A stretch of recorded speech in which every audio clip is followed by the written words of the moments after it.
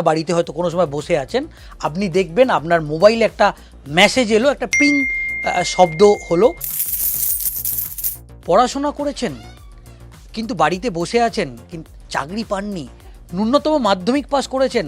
এবার মুখ্যমন্ত্রী মমতা বন্দ্যোপাধ্যায়ের যুবসাথী প্রকল্প একেবারে হাতে হাতে বলা যেতে পারে। আপনি অনলাইনে আবেদন করলেই পেয়ে যাবেন ১,৫০০ টাকা।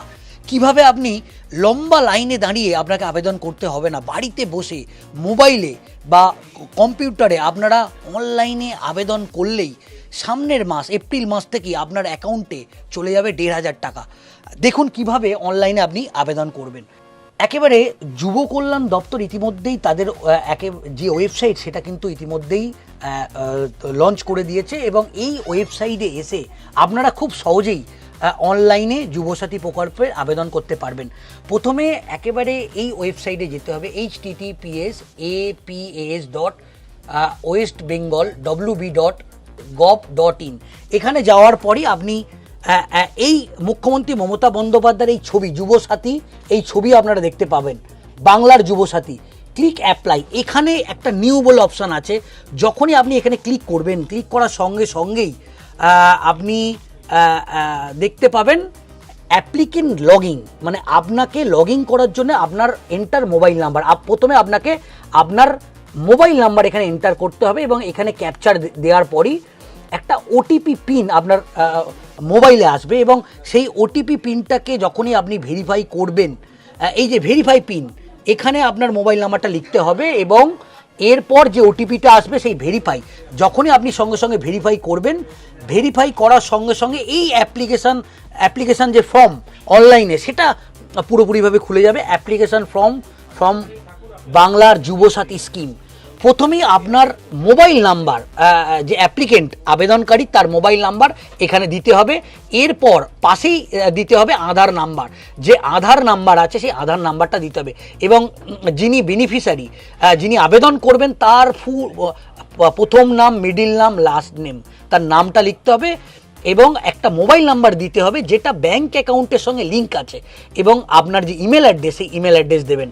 এরপর জেন্ডার সিলেক্ট করবেন, ডেট অফ বার্থ যেটা আছে সেটা দেবেন, এবং দেবার পরই আপনার বাবার নাম, মায়ের নাম এবং স্ত্রীর নাম এখানে দিতে হবে। ক্যাটাগরি জেনারেল কাস্ট হলে general caste, ST, SC, OBC যেটা আপনার প্রযোজ্য হবে সেটা আপনি দিয়ে দেবেন।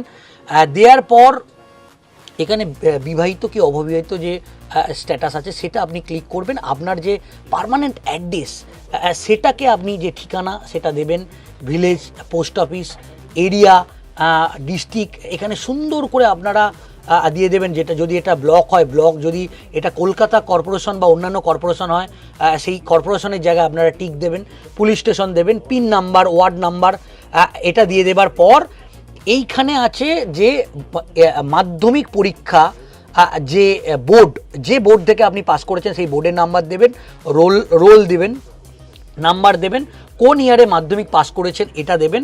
এরপর হচ্ছে ব্যাংক ডিটেলস, যেখানে আপনার অ্যাকাউন্টে যে ব্যাংক ডিটেলসটা থাকবে, যেখানে অ্যাকাউন্টে টাকাটা ক্রেডিট হবে সেই ব্যাংকের নাম, যদি এসবিআই হয় এসবিআই দেবেন, পিএনবি হয় পিএনবি দেবেন, বা অন্য যে কোনো ব্যাংক হয় এখানে ব্যাংকের নাম লিখবেন, এখানে ব্রাঞ্চ কোন জায়গার যে ব্রাঞ্চ তার নাম লিখবেন, আপনার ব্যাংক অ্যাকাউন্টটা দেবেন, আইএফসি কোডটা দেবেন, দিয়ে এখানে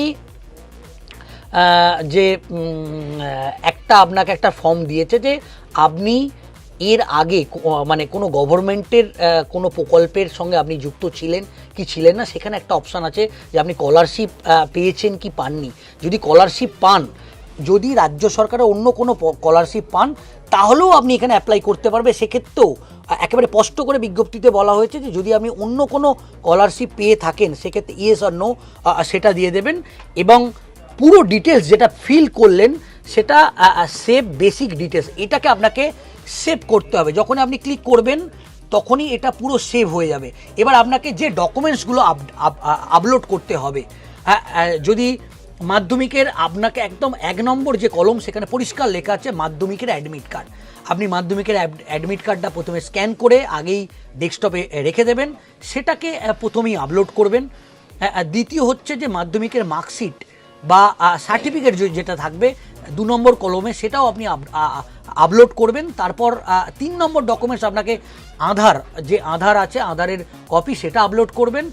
ভোটার কার্ড, যেটা আপনি যে ভোটার যে সচিত্র পরিচয়পত্র, সেটা আপনি আপলোড করবেন 4 নম্বর কলমে।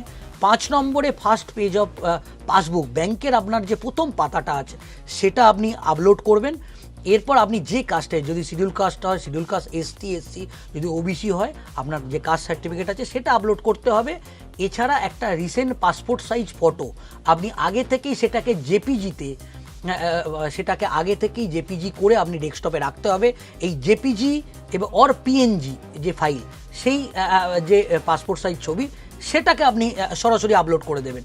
এরপর সর্বশেষে যেটা আমরা দেখতে পাচ্ছি, সিগনেচার অফ দ্য অ্যাপ্লিকেন্ট। আপনার একটা সিগনেচার আপনি আগে থেকেই একটা সাদা পেপারে আপনি সই করবেন, সাইন করবেন, একদম পুরো সাইন, এবং সেটাকে জেপিজি বা পিএনজি ফাইলে সেটাকে আগে থেকেই সেভ করে রাখবেন ডেস্কটপে, এবং সেটা আপলোড করবেন। এরপর আপনি টোটাল এখানে আপনি দেখে নেবেন যে 8টা যে ডকুমেন্টস যেটাকে ইতিমধ্যেই এখানে আপলোড করার কথা বলেছেন, যে সবকটা আপনি আপলোড করেছেন কি না। আপনি প্রথমে দেখার পর সেটাকে যখন আপনি সেভ ডকুমেন্ট করবেন, তাহলে আপনি দেখতে পারবেন আপনি যে ডকুমেন্টসগুলো আপলোড করলেন সবগুলোই এখানে সেভ হয়ে গেল। এরপর আপনি কিন্তু ফাইনাল যে সাবমিট, এখানে একটা ডিক্লারেশন আছে এবং সেটা রাজ্য সরকারের অন্তত 4টি কলম আছে, এবং এই ডিক্লারেশনটা আপনি দেখে নেবেন যে আপনি ওয়েস্ট বেঙ্গলের বাসিন্দা কিনা। আর যে রাজ্য সরকারের যে অন্য যে স্কিমগুলো, যেমন যদি আপনি কৃষক বন্ধুর টাকা পেয়ে থাকেন, এই যে এখানে 1, 2, 3, 4 করে 4টি এখানে অপশান দেওয়া আছে, এই অপশানগুলো প্রথমে আপনি দেখে নেবেন।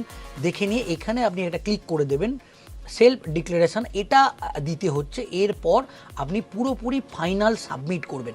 এরপর যখন আপনি ফাইনাল সাবমিট করবেন, সঙ্গে সঙ্গে আপনার অ্যাপ্লিকেশন ফাইনাল সাবমিট করার সঙ্গেই আপনাকে কিন্তু এখানে দেখিয়ে দেবে যে আপনার অ্যাপ্লিকেশনটা সাকসেসফুলি সাবমিট হয়ে গেছে। শুধু সাকসেসফুলি সাবমিট হয়ে যাওয়া নয়, সঙ্গে সঙ্গে আপনি আপনার স্ক্রিনে দেখতে পারবেন যে একটা আইডি নাম্বার, আপনি যে অ্যাপ্লিকেশনটা সাকসেসফুলি সাবমিট করেছেন তার একটা আইডি নাম্বার, সেই আইডি নাম্বারটাও এখানে জেনারেট হয়ে যাবে। আপনি এটাকে খুব সহজেই আপনার ডেস্কটপে সেভ করে রাখতে পারেন, এবং আপনি মোবাইলে স্ক্রিনশটও তুলে রাখতে পারেন, এবং এই অ্যাপ্লিকেশনটা পুরোপুরি যখন সাকসেসফুলি সাবমিট হয়ে যাবে, তারপর যেটা ইতিমধ্যেই রাজ্য সরকার বা যুব কল্যাণ দপ্তরের পক্ষ থেকে যেটা জানানো হয়েছে, যে এই ডকুমেন্টস যেটা আপনি এখানে দেখালাম যে অনলাইনে কিভাবে করবেন, তারপর এটা একটা স্ক্রুটিনি হবে, এবং স্ক্রুটিনি হবার পর যেটা আমরা জানতে পাচ্ছি যে আপনার অ্যাকাউন্টে সরাসরি একেবারে বলা যেতে পারে এপ্রিল মাস থেকেই 1,500 টাকা করে ক্রেডিট হয়ে যাবে।